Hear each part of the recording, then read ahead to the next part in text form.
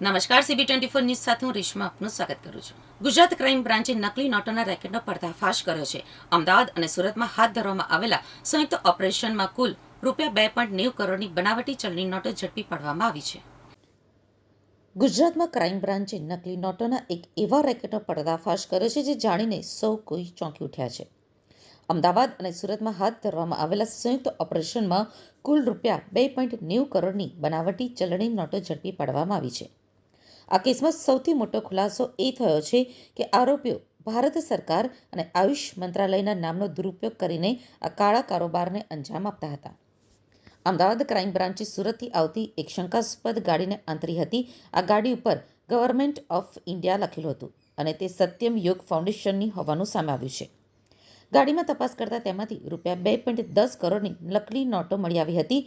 તપાસમાં બહાર આવ્યું છે કે પોલીસ ચેકિંગથી બચવા માટે આરોપીઓ આયુષ મંત્રાલયના નામનો ઉલ્લેખ કરી સરકારી ગાડી હોવાનો ઢોંગ કરતા હતા. અમદાવાદમાં મળેલી સફળતા બાદ ક્રાઇમ બ્રાન્ચે સુરતના ઉધના વિસ્તારમાં દરોડા પાડ્યા હતા. અહીંથી પોલીસે નકલી નોટો છાપવાનું હાઈટેક પ્રિન્ટિંગ મશીન અને વધુ ₹80 લાખની નકલી નોટો કબજે કરી છે.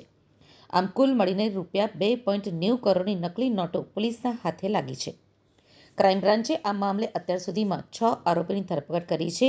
આ ટોળકી ક્યારથી આ રેકેટ ચલાવતી હતી, અત્યાર સુધીમાં કેટલી નોટો બજારમાં ફરતી કરી છે અને આ નેટવર્કના તાર ક્યાં સુધી જોડાયેલા છે તે અંગે સઘન પૂછપરછ હાથ ધરવામાં આવી છે.